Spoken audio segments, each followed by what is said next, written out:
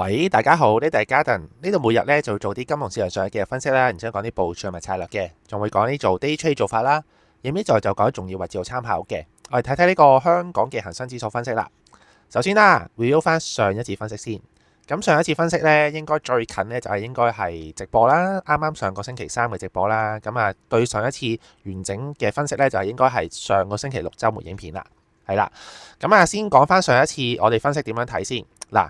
都係嗰句啦，咁啊，以防有啲新聽嘅朋友仔呢，咁希望呢大家唔好介意一啲 information 呢，我哋都希望能夠詳盡啲去講解嘅，係啦，即係由頭開始講，咁啊，等大家清楚知道成個故事點樣發展呢。我成日都強調呢樣嘢，你要清楚知道成個市場個故事點樣去走嘅話呢，從而你就會更清楚之後而家係處於咩階段啊，之後應該會點樣走啊，從而呢，你喺 trading 上面呢，就會更加得心應手啦。好，咁啊講一講啦。咁啊，今日就盡可能簡短少少啦。咁嗱，我哋先講我哋恒生指數2025年，咁家庭係點樣睇先？嗱，2025年嘅，咁家庭咧就認為咧有兩個位置非常之重要嘅。第一個咁啊，應該跟開家庭嘅聽眾朋友都知道啦，就係呢個藍色呢個 area 就係22,600至到22,200。咁呢個藍色 area 咧，咁家庭俾咗個名佢嘅，就叫做港股終極大波市，係啦。因為當時咧呢個終極大波市咧就未成功挑戰到嘅，係啦。咁但係我哋之前一直都講啦，如果恒生指數能夠成功挑戰到呢個終極大波市嘅話咧，咁我哋後市嚟講咧就會更加靚仔噶啦。咁啊，港股咁啊有機會挑戰更加高嘅位置。咁而家呢一刻咁啊成功挑戰到啦。咁啊，所以咧你見到恒生指數咧就上到上去比較上高嘅位置啦，大概26,000左右啦。咁今年裏邊咧最高曾經做過27,400嘅，係啦。咁啊呢個位置就非常重要啦。咁所以大家清楚知道點解我哋會睇恒生指數未來講緊唔係可能一兩年嘅，講緊可能5年啊、10年啊，以年計去睇係港股比之前係更加好呢？呢個就係個原因啦，就係佢挑戰咗成功大波市呢個位置，係啦。咁啊同之前嗰幾年就唔同噶啦，因為港股即係自從之前嘅年份啦，咁啊做過3萬點之後呢，都曾經喺比較上高嘅位置跌過落好低嘅位置，係啦，去到14,000點左右啦，咁係啦。咁而家就唔同噶啦，即係俗稱已經個市場有少少變化噶啦。咁我哋咧就會喺未來嘅後市嚟講咧，係會比較上睇得更加好嘅。喺港股嚟講係啦。咁啊呢個就我哋講咗啦，呢個藍色呢個終極大波市係啦。咁至於下邊今年嚟講，家陣會睇住咩位置咧？咁啊我就會睇住18,500呢個位置啦。咁啊如果港股能夠成功仍然企到18,500樓上嘅話咧，喺今年嚟講，我哋仍然都係繼續向上睇嘅，睇下有冇機會挑戰上邊嘅終極大波市係啦。咁當佢萬一跌翻去18,500樓下嘅話呢，咁啊港股嘅即係之後即係頭先所講嘅睇法，會唔會睇得更加高嘅話呢？咁就有少少改變啦。咁啊就會可能睇得更加淡啲，係啦。咁但係所以18,500呢個位置咧，樓上樓下就比較上重要嘅喺今年嚟講。咁啊而家暫時去到26,000啦啲位置啦，咁啊相差而家就比較上遠啲啦。咁但係呢個位置咧，我哋都仍然要了解知道嘅，係啦。咁你見到今年咧，特朗普發起呢個全球關稅戰啦，咁當時應該4月頭啦，全球股市都向下走噶啦。咁港股其實咧直接跌咗落樓下，咁啊最低都係去到19,000點左右啫，就未去到18,500樓下。咁所以當時嚟講咧，其實我哋都仍然保持，有冇機會繼續向上挑戰呢個終極大波市咧？咁我哋再要拆細拆解每個月，甚至乎中間有啲樓層嘅theory 啦，咁啊再同大家去解釋啦。咁係啦，咁所以呢兩個位置喺今年裏邊咧係非常之重要嘅。咁大家清楚知道啦。去到之後啦，其實我哋都會留意住呢兩個位置嘅，係啦。咁啊，至於近期少少點樣睇呢？家陣咁啊，家陣就會睇住即係譬如未來 Q4 啦。其實 Q4 嗰時咧9月份已經俾咗大家啦啲位置，8月份嗰時8、9月已經同大家講噶啦。嗱，我哋未來即係講緊9月、10月、11月、12月呢4個月 Q4 第4季點樣睇呢？港股咁當時咧，家陣咧就俾咗一條紅線俾大家嘅。應該係8月份嗰時同大家講啦，就係23,500呢個位置。咁嗰時就同大家講啦。咁如果港股喺未來後市嚟講，Q4 第4季仍然有機會向上嘅話呢，咁我哋就會睇住23,500呢條紅線啦。喺樓上嘅仍然個方向係保持住，我哋繼續可以向上睇。咁去到9月啦，咁啊家陣就將個位置再褪咗去向上邊啦。因為見到8月、9月就不斷再創今年嘅新高啊。咁嗰陣時咧，咁家陣就將23,500咧就褪咗上去24,800呢個位置，呢條紅線。咁所以呢條紅線咧就係暫時而家呢個 moment 最 update 嘅位置啦，亦都係非常之最重要嘅其中一個位置之一，24,800呢條紅線。咁啊，如果港股仍然企到喺24,800樓上嘅話呢，我哋嘅方向仍然都係可以保持，繼續可以向上挑戰嘅。咁只不過啦，你會見到而家中間呢個 stage 有少少唔同啦。咁因為自從10月9號嗰日啦，都同大家解釋過啦，有少少轉變係啦，個市場有少少轉變。咁但係如果佢仍然企喺24,800樓上嘅話呢，我哋仍然都可以保持向上睇好嘅，係啦。咁但係萬一佢跌翻落24,800樓下嘅話呢，咁呢個真係冇得同市場拗啦。呢一個呢，即係代表個市場需要去唞一唞啦，甚至乎個頂位呢，喺即係短期嚟講啦，中短期嚟講啦，已經確定咗噶啦，咁就未必咁快好似之前咁不斷上不斷上不斷上不斷上係啦，咁啊需要個市場去唞一唞回調，可能深少少，甚至乎有一段時間可能喺下邊啲位置喺度遊走啦。咁嗰陣時呢，咁我哋就要即係做翻啲相應嘅措施啦。咁所以24,800樓上樓下咁就非常之重要，去關鍵去確定呢一樣嘢啦。咁之前家陣都俾一個即係一個少少嘅例子啦，俾大家參考一下咁樣啦。就係上年好相近 exactly 都差唔多嘅位置，就係上年10月，又係10月初啦。咁撞咗大位就係終極大波市啦。當時嘅終極大波市啦，22,600至到22,200呢個藍色 area， 跟住之後咧就向下回調。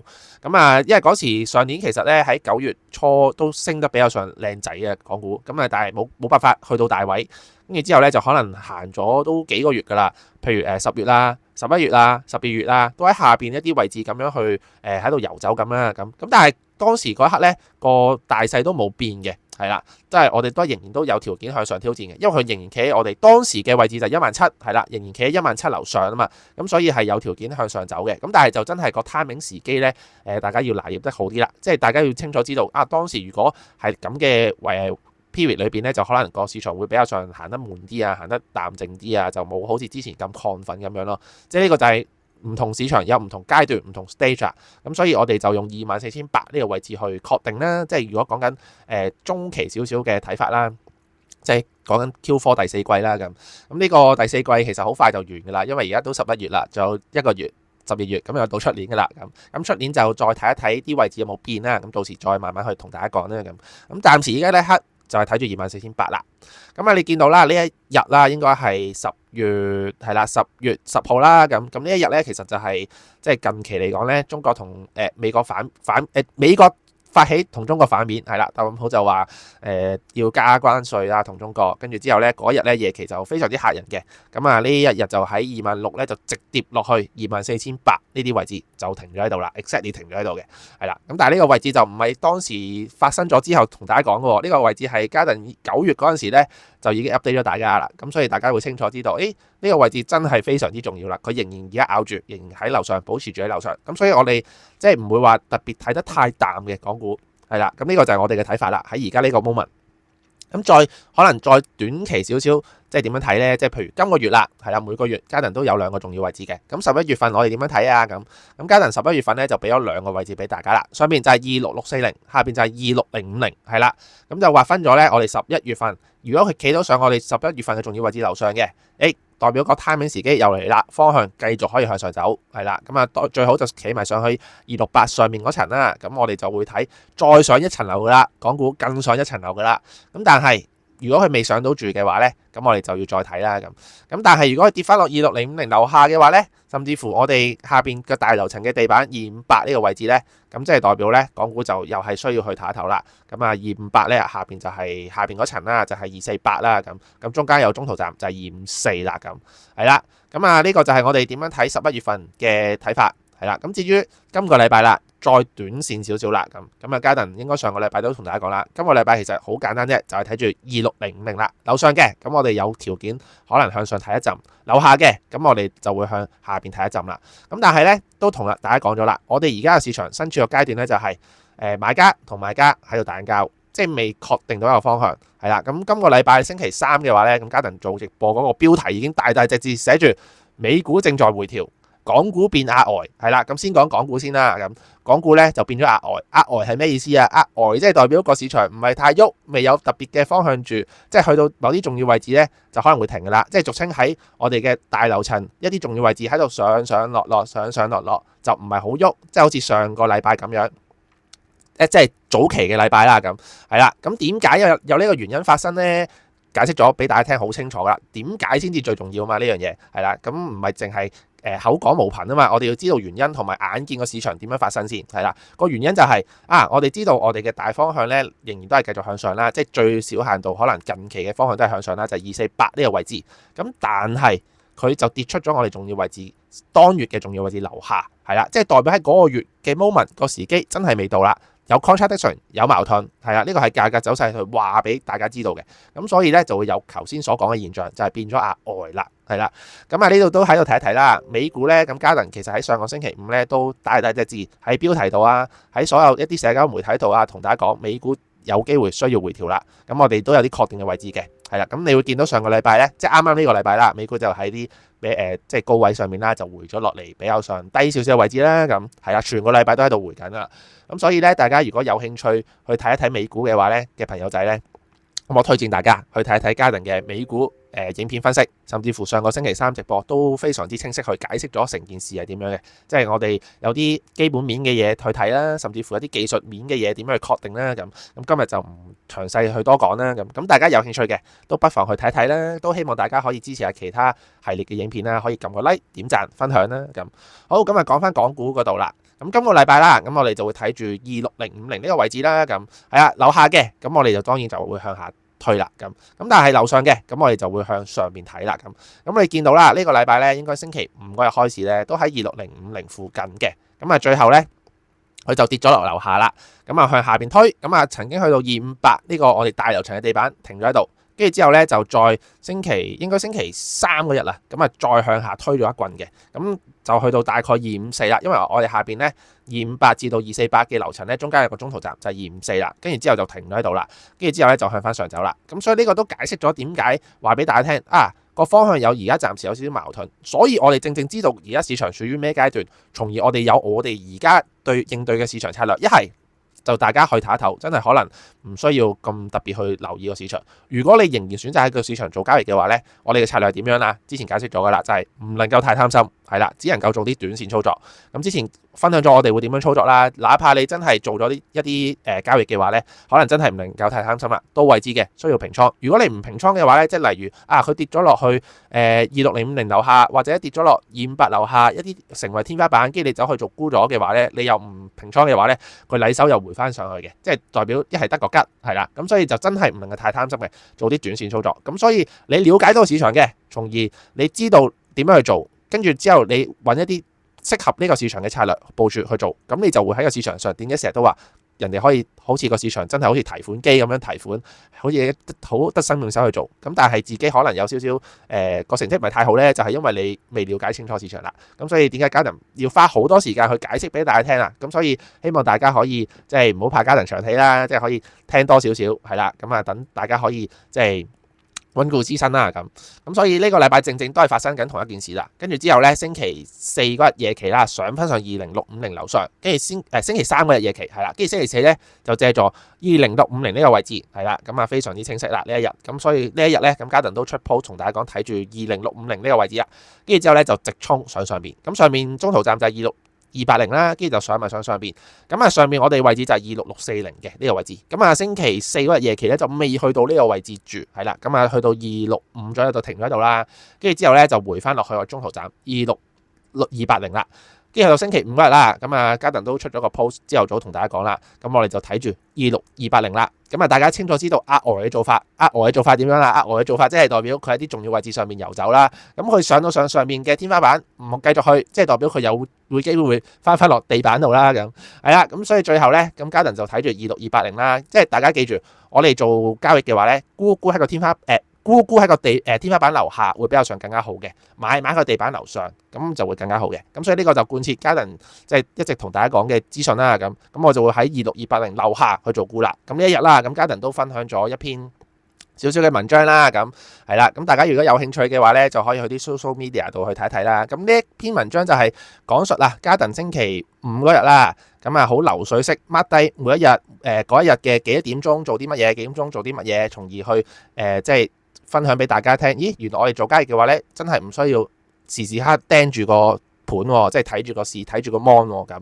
係啦。因為點解有感而發去寫呢篇文章咧？就係正正星期五嗰日咧，咁啊朝頭早回覆緊Garden一啲聽眾朋友啦，咁佢就問到day trade 我哋點樣做啊，swing trade 點樣做啊咁我解釋緊俾呢位聽眾朋友知道啊咁，跟住之後就有感而發，其實星期五嗰日我都有自己喺度做緊 trade 喎，咁嗰日我就做緊啲 day trade 嘅操作啦，咁我就即係直頭即係寫一篇文章去分享一下當日其實好平常嘅嗰日，即係好似我諗大部分嘅朋友仔係啦，可能每一日都會做嘅嘢咁樣係啦，跟住之後點樣融入埋喺生活當中，點樣去做一啲好簡單嘅操作，就唔需要每一日去盯盤，咁最後咁啊，我哋當然係成功獲利啦，咁因為見到我哋嘅位置就係26280，咁啊會直接落到下個位置啦，就係26050啦咁你見到最後啦，星期五日嗰日咧夜期咧就去到26050呢個位置就停咗喺度啦，跟住之後咧最後收市都收喺附近啦，咁就冇繼續向下推啦，咁係啦，咁所以呢個又正正解釋咗俾大家知道啦。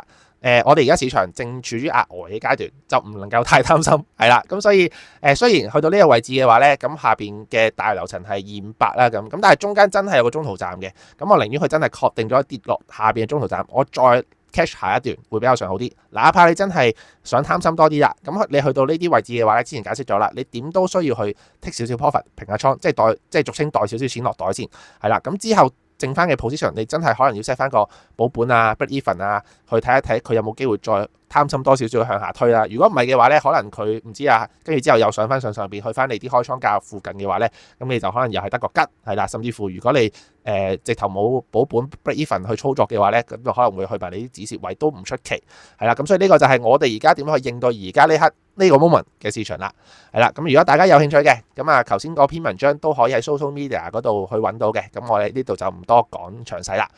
好，咁啊，我哋恒生指數喺暫時嚟講，我哋分析亦都係繼續非常之準確啦。好，咁所以嚟緊我哋點樣睇呢？咁啊，希望大家可以講之前啦，可以撳個 like、點讚、訂閱、分享 CLSS。好，咁啊都喺度講啦。有啲朋友仔咧都問，Garden平時用開啲咩平台 broker 去 trade 咗金融市場㗎？咁有間 broker 咧就叫做 Pepperstone。咁呢間 broker 係 Garden 其中間有用嘅 broker 去做呢個金融市場嘅。咁啊當中就非常之多產品去做啦，例如呢個外匯啦、加密貨幣啦、指數啦，咁啊道指、納指、標普、香港恒生指數，咁啊呢個商品、黃金、銀、油係啦，咁啊一啲主流嘅市場，甚至乎一啲冷門啲嘅市場都可以 trade 到嘅。咁大家如果係 Garden 聽眾朋友咧，有2個優惠可以送到俾大家。第一個優惠就係呢個獨家嘅佣金回贈啦，咁呢個優惠就非常之好啦，即係你做交易變相就直接送錢落你戶口度，第二日朝頭早即刻到帳，直接可以提款 withdraw 噶啦。咁啊呢個優惠就非常之快啦，甚至乎非常之多添，即係例如你做交易，佢就可能你做1 lot 嘅產品，佢就會送1美元俾大家；你做100 lot 嘅就送100美元；你做5000 lot 嘅就送5000美元，係啦。咁啊全部累積上面嘅，跟住之後就每一日去結算，咁所以咧就非常之多，非常之快啊。咁啊如果即係做開交易嘅朋友仔咧，咁啊知道呢個優惠就非常之對大家有利啦。咁第二個優惠啦，佢就可以贊助你用呢個付費版本嘅 TradingView 嘅，咁啊最高級別啦就可以到 Premium 級別嘅。咁啊呢個級別咧就應該係 TradingView 上面最高級別嘅啦，所有一啲分數全部可以用晒噶啦。咁大家如果有興趣嘅朋友仔咧，就可以望一望呢間 broker 啦，研究下啦，適唔適合大家用，適合嘅咁就可以攞埋呢頭先所講嘅2個優惠啦。如果有興趣點樣做呢？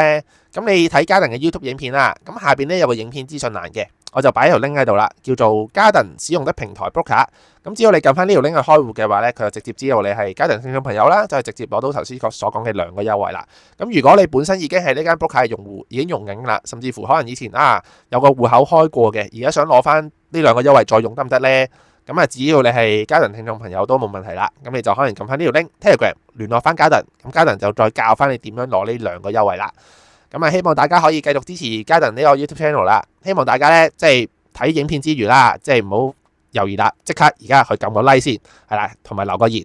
希望大家都可以多多分享出去啦。咁同埋而家撳埋隔離小鈴鐺啦。咁啊有咩最新影片資訊啊，甚至乎有時可能有啲突然直播啊，咁係啦，咁大家就可以第一時間收到通知啦。好，咁啊講翻港股先。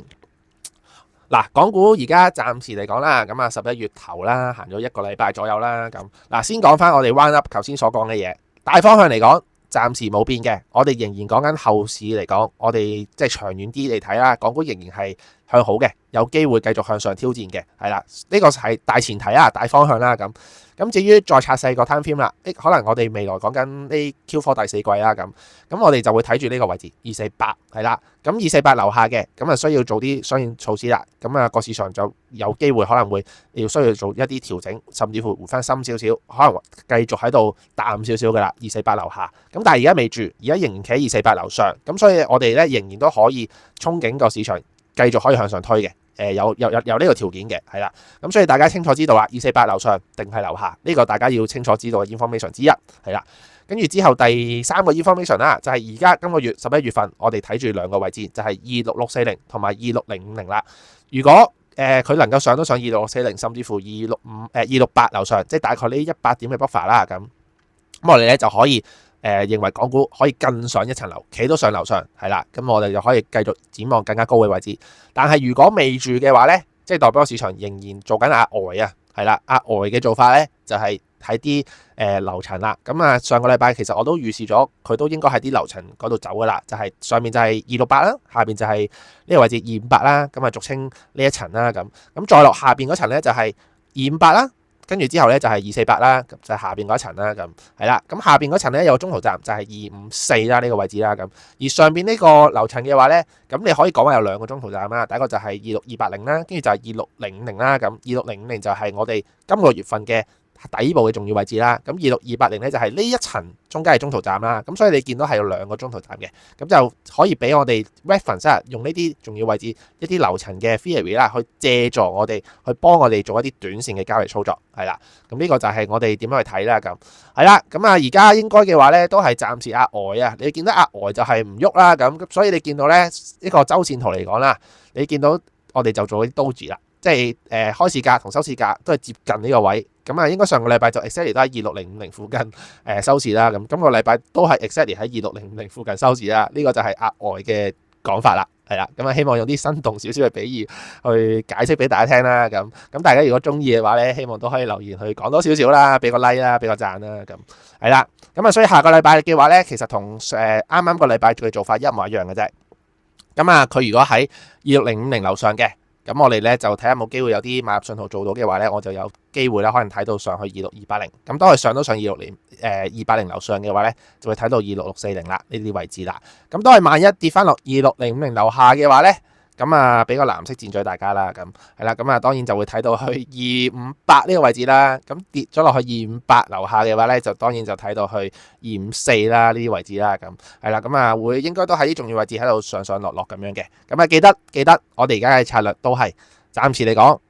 一係你就唔好做啦，因為有啲朋友仔就冇可能咁貼市啊，甚至乎即係都係可能一啲中長線嘅部署。咁呢啲位置其實佢都只不過係唔喐啫嘛，咁所以其實基本上你都唔需要有啲特別 modify 特別部署住嘅，係啦，只不過可能一啲中意短線操作啊，一啲炒買賣嘅朋友仔咧，就可能借助呢啲少少嘅位置啦喺度做。咁記得而家 stage 係額外，係啦，咁所以我哋唔能夠太貪心，係啦，到位就需要平倉。咁我哋之前分享咗一啲操作上邊嘅少少嘅意見啦，即係分享咗俾大家知道噶啦。即係我哋譬如做咗 position 嘅會點樣處理，係啦，到咗啲位置會點樣處理，係啦，即係例如可能 take 少少 profit 啊，袋少少錢落袋啊，咁呢啲都係我哋嘅處理之一嚟嘅，係啦，咁應該就係咯。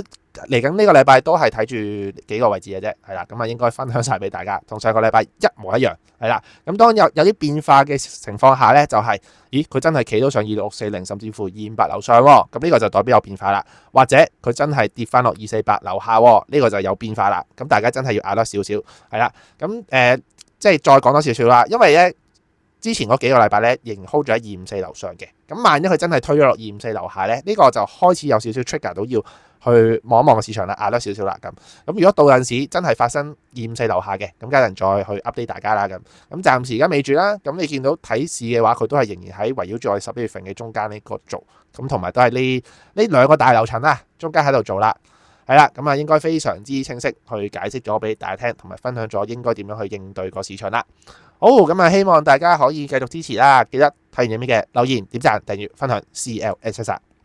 咁如果大家真係想喺市場上揾個老師能夠1對1去教你點喺市場做 trade 獲利，guide住你去睇個市去做市場賺錢呢，下邊有條 link 嘅 Telegram 可以嘗試聯絡Garden啦，睇下有冇啲有用嘅資訊可以教大家啦。今日係咁多，之後再見。